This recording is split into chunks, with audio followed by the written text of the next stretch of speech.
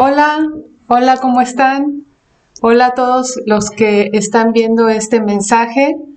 Es un gusto estar con ustedes, sobre todo porque hoy vamos a hablar de los tres vencidos. Y es que a todos nos toca vivir en tiempos de soledad, a unos más que otros. Sin embargo, fuimos creados para vivir en relación unos con otros, primero en relación con Dios, luego con nosotros mismos, porque el Señor Jesús dijo que amáramos a nuestro prójimo como a nosotros mismos, y luego en nuestra relación con nuestra familia y con nuestros amigos. Por lo tanto, pues una de las cosas que más satisfacción o más daño nos hacen son las que vienen cuando nos relacionamos. Estar con la gente que queremos nos puede llevar a tener tiempos gloriosos que nunca se nos van a olvidar. Y también las malas relaciones nos pueden querer hacer borrar trozos completos de nuestra vida. Por esa razón, hoy vamos a ver tres destructores que tal vez podemos estar experimentando y que nos están robando nuestras relaciones. Y que no tenemos que padecerlas porque son tres cosas que Jesús venció en la cruz.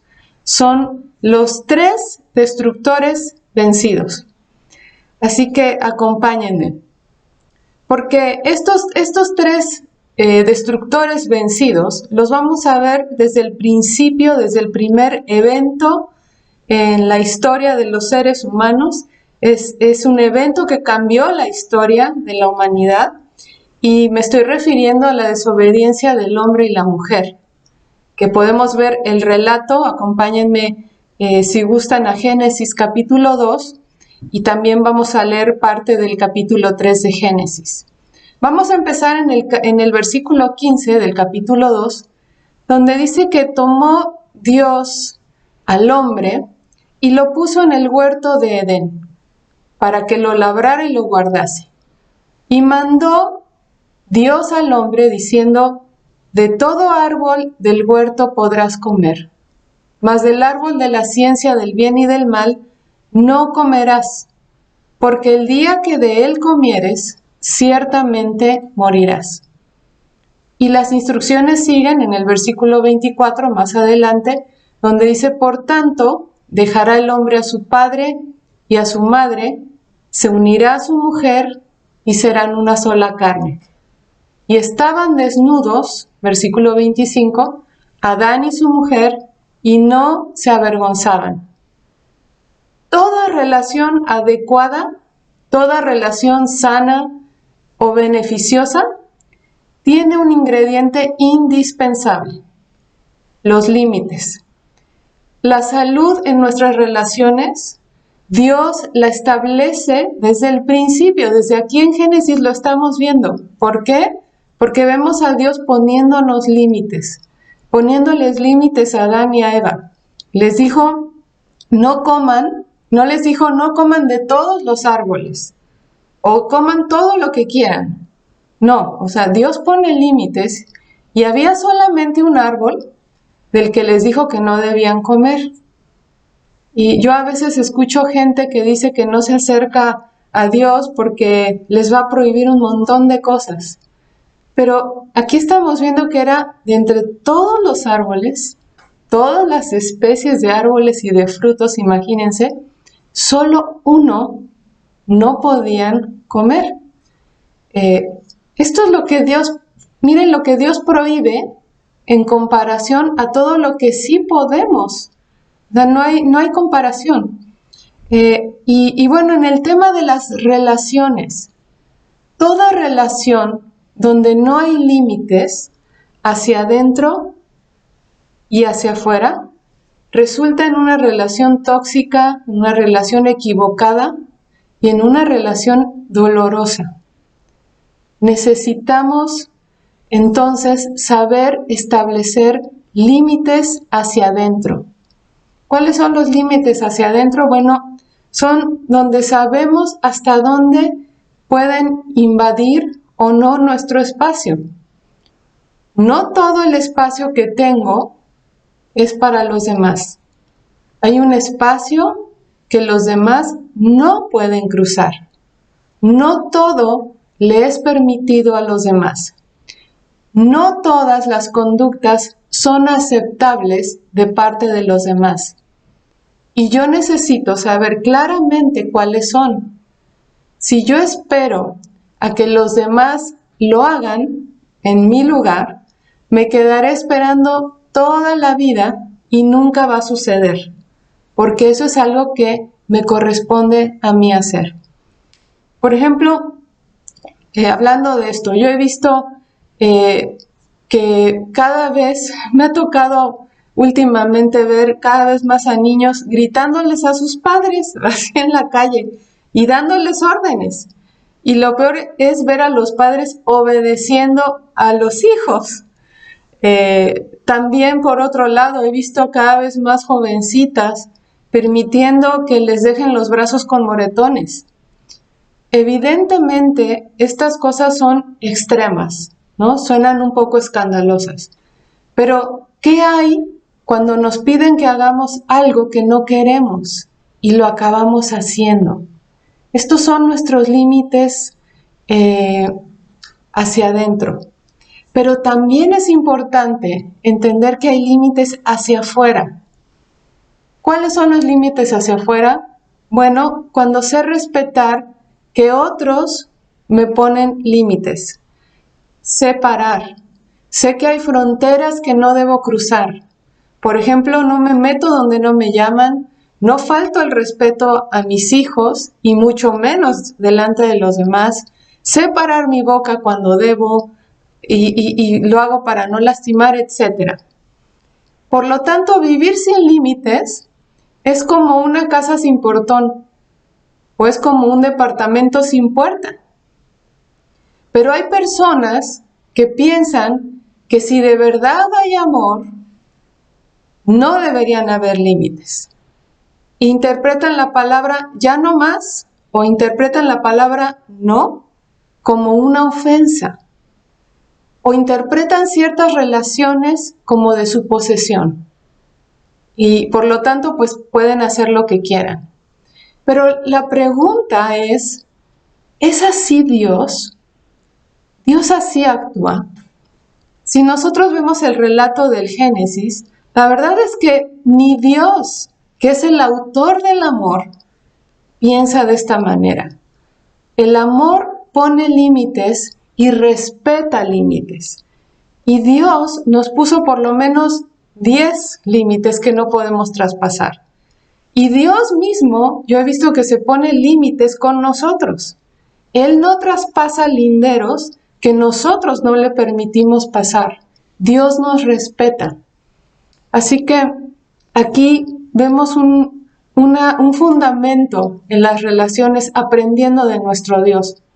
Pero bueno, sigamos con el relato para encontrar a estos 3 destructores vencidos. Vamos al capítulo 3 de Génesis, en el versículo 6, donde el relato dice que vio la mujer que el árbol era bueno para comer y que era agradable para los ojos y que era un árbol codiciable para alcanzar sabiduría. Y tomó de su fruto y comió, y dio también a su marido, el cual comió así como ella. Entonces, versículo 7, fueron abiertos los ojos de ambos, y conocieron que estaban desnudos. Entonces cosieron hojas de higuera, y se hicieron delantales. Versículo 8. Y oyeron la voz del Señor que se paseaba en el huerto al aire del día, y el hombre y su mujer se escondieron de la presencia del Señor entre los árboles del huerto.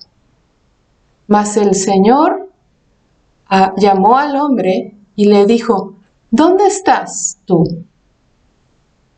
Y él respondió, oí tu voz en el huerto y tuve miedo, porque estaba desnudo y me escondí. Versículo 11. Y Dios le dijo, ¿quién te enseñó que estabas desnudo? ¿Has comido del árbol del que yo te mandé que no comieses? Aquí vemos que el primer hombre y la primera mujer se brincan esos límites que Dios les había puesto. Y como siempre va a suceder, brincarse los límites trae problemas a las relaciones. Primero con Dios y después con los demás. Y normalmente esos demás pues son la gente que más queremos. Aquí vemos los síntomas de esos tres destructores de relaciones. Fíjense en el versículo 8. Dice que oyeron la voz del Señor, de Dios, que se paseaba en el huerto al aire del día, y dice que el hombre y su mujer se escondieron. ¿Se escondieron de quién? Se escondieron de Dios. Aquí yo veo que entra el primer destructor vencido, que es la culpa. Dice el versículo 9 que Dios llamó al hombre y le dijo, ¿y dónde estás tú? Y él respondió, oí tu voz en el huerto y tuve miedo. Aquí vemos el segundo destructor de relaciones, el miedo. Y ahí mismo dice, tuve miedo porque estaba desnudo. Aquí entra el tercer destructor, que es la vergüenza. Culpa, vergüenza y temor. Tres destructores que condicionan la vida de las personas. ¿Por qué la condicionan? ¿Por qué digo que la condicionan? Bueno, porque a ellos los llevaron a esconderse, o sea, te dominan. Y dice que los llevaron a sentirse expuestos, porque dice que se vieron desnudos, siendo que estaban con su Padre, con su Creador. Estas tres cosas hacen que hagamos cosas ilógicas. Esconderse de alguien de quien no te puedes esconder.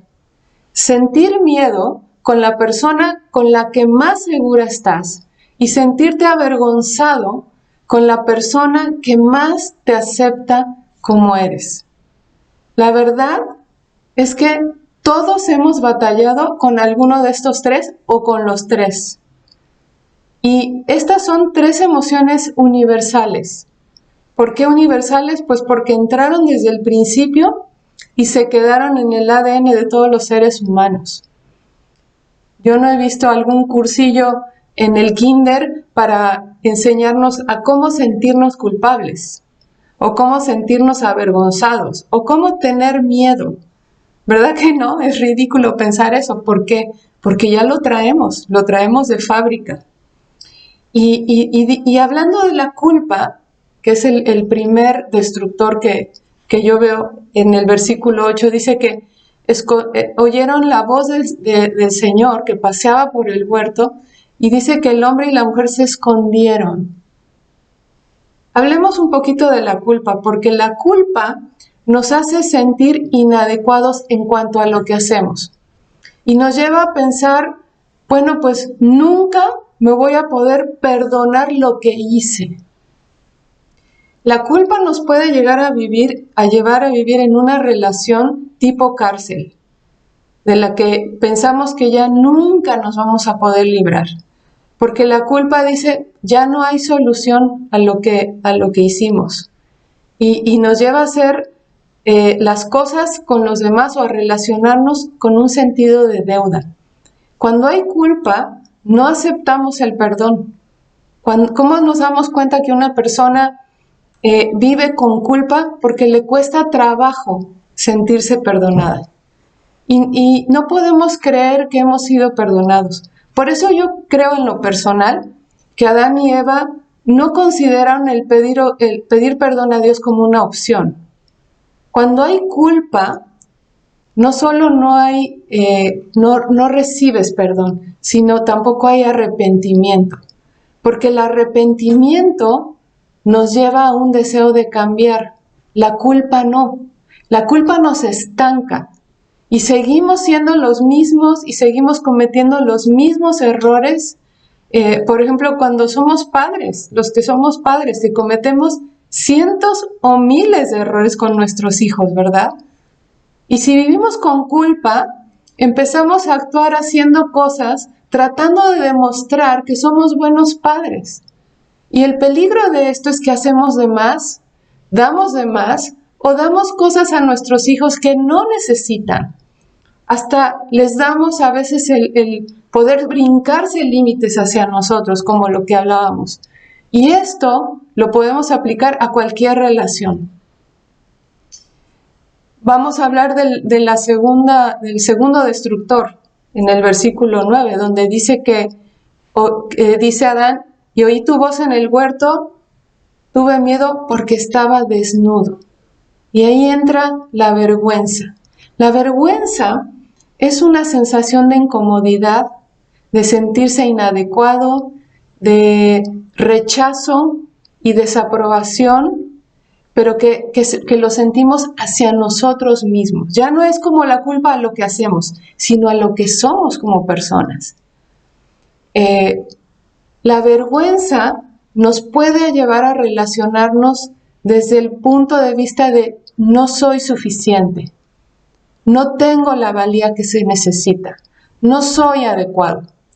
Y la vergüenza nos condiciona a aislarnos de la gente, sobre todo de la gente que de verdad nos ama. Nos lleva también a compararnos con otros y siempre salimos perdiendo, porque nos vemos, la vergüenza hace que nos veamos con ojos malos a nosotros mismos, nos vemos reprobados. Y vivir con la vergüenza nos hace sentirnos estar como fuera de lugar. Yo me acuerdo una vez cuando era pequeña que para un festival de la escuela mi mamá tenía que hacerme un traje de soldado de un ejército y el color del bando del ejército era rojo, entonces me hizo mi uniforme rojo. Pero a la mera hora llego al festival y todos mis compañeros de salón estaban vestidos de color azul. Allí conocí por primera vez la vergüenza. ¿Qué quería hacer yo en ese preciso momento? Pues parecido a lo de Adán y Eva. Quería esconderme, que nadie me viera. Y vemos que Adán y Eva dice que se cosieron delantales para ocultar su desnudez. A veces nosotros nos hacemos delantales emocionales, donde tratamos de esconder lo que somos. Y vamos a hablar del tercer destructor. El tercer destructor que lo vemos cuando Adán responde a Dios y le dice, oí tu voz en el huerto y tuve miedo. El temor es lo que se siente al considerar, esto lo encontré en la definición oficial de miedo, que se siente al considerar que algo es perjudicial o negativo, que puede ocurrir o que haya ocurrido. El temor paraliza. El temor se adelanta a los hechos de una manera, pero de una manera catastrófica. Todo lo catastrofiza. El temor también hace predicciones y todas ellas negativas. Hay temor razonable, evidentemente, que nos libra de accidentes y no todo el temor es negativo porque es una forma de defensa, porque el extremo es vivir sin temor, que nos puede llevar a ser demasiado confiados y a no saber discernir. Y hay personas, por ejemplo, que se pueden meter en relaciones o se han metido en relaciones equivocadas por fiarse sin tener precaución. Pero el otro extremo del temor en una relación nos puede hacer personas que viven en alerta todo el tiempo, en ansiedad todo el tiempo. Puede llevar esto a consentir incluso una relación donde haya violencia por miedo. Así que en el principio ya vimos que entraron 3 destructores de relaciones. Y en el principio también Dios da la solución a estos 3 problemas de destrucción.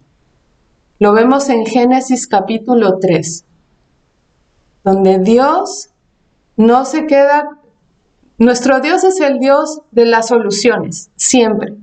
Y el relato no se queda con la catástrofe del hombre y la mujer con miedo, culpa y vergüenza. Dice que Dios se dirige a la serpiente, que era por medio de la cual habían sido engañados. Y le habla, y fíjense lo que le dice. Le dice, y pondré hostilidad entre tú y la mujer. ¿Por qué entre tú y la mujer? Bueno, porque esto era una palabra profética de que la mujer es la que lleva en su vientre un bebé. Dice, entre la mujer y entre tu descendencia y la descendencia de ella. Su descendiente, le dice a la serpiente, te golpeará la cabeza y tú le golpearás el talón. Dios le dice a la serpiente que iba a ser golpeada en la cabeza. El enemigo pega, pero Jesús pega más duro y más contundentemente. Para matar a una serpiente no se le pega en el cuerpo. Todos hemos visto documentales sobre serpientes. Tú puedes pegarle una serpiente en el cuerpo y puede seguirse moviendo. Pero si tú quieres destruir a una serpiente, tú le pegas en la cabeza. ¿Quién le golpeó a la serpiente en la cabeza? Bueno, Jesús, cuando vino a la tierra y se hizo hombre, se encontró con esta culpa, con esta vergüenza y con este temor y golpeó a esa serpiente. Vemos que Jesús se encontró con gente llena de culpa, como la adúltera, como el ladrón en la cruz. Se encontró con gente llena de vergüenza, como la samaritana, que fue a buscar agua en la peor hora del día para que no la vieran. Se encontró con gente llena de temor, como Nicodemo, que llegó de noche a buscarlo, pues para que no lo vieran, por temor al que dirán. Y el mensaje de Jesús fue el mismo para todos: reconciliación con Dios y la posibilidad de un cambio, la posibilidad de ser libres de alguna de estas tres cosas. Primero, entonces, ¿cómo podemos ser libres de estos tres destructores? Me parece que primero es necesario reconocer que somos pecadores. Todos. Todos nacemos con una tendencia a hacerlo mal. Y nos vamos llenando de culpas, de vergüenzas, de temores, porque es verdad, todos hemos pecado.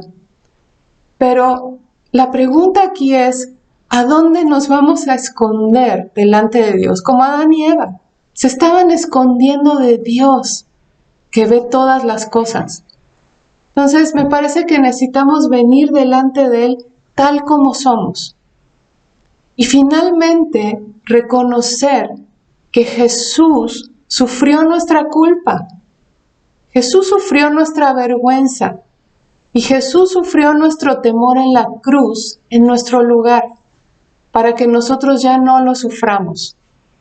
Solo Dios, esto es muy importante, a veces buscamos en nuestras relaciones a alguien que nos libre de la culpa, del temor, de la vergüenza, pero solo Dios nos puede declarar sin culpa. Solo Dios nos puede hacer libres de la vergüenza. Y solo Dios puede quitar nuestro temor. Si lidiamos estas cosas primero con Dios, estamos lidiando con la relación más importante, de la cual parten las demás relaciones. ¿Por qué digo que nuestra relación con Dios es la más importante? Bueno, porque nosotros salimos de Dios y vamos a Dios. Y nuestras relaciones en la tierra son pasajeras, pero hay una relación que es eterna y es nuestra relación con Dios. Jesús, al morir en la cruz y resucitar, juzgó a estos tres destructores que nos estaban esclavizando y nos declaró libres. Y si hemos sido declarados inocentes delante de Dios, entonces podemos vivir libres en las demás relaciones. Hablando de la culpa, Romanos capítulo 5, versículo 16 dice: y el resultado del regalo del favor inmerecido de Dios es muy diferente de la consecuencia del pecado de ese primer hombre. ¿Cuál es el regalo inmerecido de Dios? Jesús. Dice, pues el pecado de Adán llevó a la condenación, pero el regalo de Dios, Jesús, nos lleva a ser hechos justos delante de los ojos de Dios, a pesar de que somos culpables de muchos pecados. Y sigue la explicación en el versículo 19, dice, por uno solo que desobedeció a Dios, muchos pasaron a ser pecadores. Ya vimos el ejemplo de Adán y Eva. Pero por uno solo que obedeció a Dios, esto es Jesús, muchos serán declarados justos. Por lo tanto, no es decir, soy inocente porque no hice nada, ¿no? Hay personas que dicen, yo no he hecho nada malo. No, más bien es, todos hemos pecado y todos necesitamos el perdón de Dios. Así lidiamos con la culpa. Y es reconocer que éramos total y absolutamente culpables. Pero Jesús quitó esa culpa al cargar con nuestras culpas en la cruz. ¿Cómo lidiamos con la vergüenza? Apocalipsis capítulo 3, versículo 18. Fíjense lo que dice. Así que te aconsejo. ¿Quién aconseja aquí? Es Jesús. Jesús es el que está aconsejando.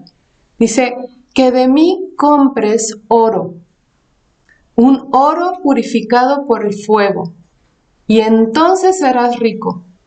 Compra también ropas blancas de mí, así no tendrás vergüenza por tu desnudez. Y compra ungüento para tus ojos, para que así puedas ver. Entonces, ¿cómo lidiamos con la vergüenza? No es diciendo, voy a hacerme una túnica para tapar mi desnudez, voy a tratar de ocultarme. Más bien es reconocer que no hay nada que podamos hacer, ninguna prenda que podamos hacer con nuestras propias manos que tapen nuestra vergüenza. Por cosas que hemos hecho, por cosas que hemos pensado o por cosas que hemos hablado, ¿verdad? Y necesito recibir de Jesús esas ropas blancas. Necesito su perdón. Que esas vestiduras blancas vengan de su mano, de hechura de Jesús, compradas por su preciosa sangre, que quitan mi vergüenza y que me hacen aceptable. Me hacen adecuado delante de Él. Y por lo tanto, si soy aceptable y adecuado para Dios, entonces para cualquier ser humano. Si Dios no me avergüenza, mucho menos un ser humano. Y por último, el temor. ¿Cómo lidiamos con el temor? Primera de Juan 4:8. Dice que en esa clase de amor, está hablando la clase de amor de Dios. ¿Cuál amor? Pues el que nos ha demostrado a través del Señor Jesús, el que nos demuestra cada día, el que nos permite vivir. Dice que en esa clase de amor no hay temor. porque el amor perfecto es el amor de Dios, dice, expulsa todo temor. Si tenemos miedo, es por temor al castigo. Y eso muestra que no hemos experimentado plenamente el perfecto amor de Dios. Entonces, ¿cómo lidiamos con el temor? No es diciendo, no merezco castigo. Más bien es, yo merecía ser castigado. Me merecía permanecer alejado de Dios y de su amor, pero ahora necesito aprender a vivir con el amor de Dios, sabiéndome amado por Dios y sobre todo sabiendo que el castigo que iba dirigido hacia mí, Jesús lo tomó en la cruz para que yo no sea castigado viviendo en temor, porque el vivir en temor es un castigo. Así que, pues, para concluir este mensaje, te invito a venir delante de Dios como yo una vez vine delante de Dios, ahí donde estás, donde te encuentras en estos momentos, para que tú puedas ser librado, ser librada de estas tres cosas que Jesús ya venció. Y tú puedes orar de esta manera si gustas repetirlo ahí donde estás. Orar es platicar con Dios. Y tú puedes decirle, Señor Jesús, hoy vengo delante de ti y reconozco que he vivido con culpa, con vergüenza y con temor. Te pido que me perdones, porque ciertamente he sido culpable de cosas que he hecho, que he dicho o pensado. Límpiame, restáurame. Creo en tu obra perfecta en la cruz por mí y recibo tu perdón. Y decido el día de hoy dar la media vuelta y vivir a partir de hoy para ti, haciendo lo que tú me dices, que tú seas el Señor de mi vida, dejando que tú dirijas mi vida y la de mi familia, confiando a partir de hoy en ti. Gracias por reconciliarme con el Padre. Gracias por quitar las barreras que nos separaban. Gracias por declararme libre de culpa, libre de vergüenza y libre de temor. Amén. Pues les mando un saludo a todos. Ha sido un gusto estar con ustedes y muchas bendiciones.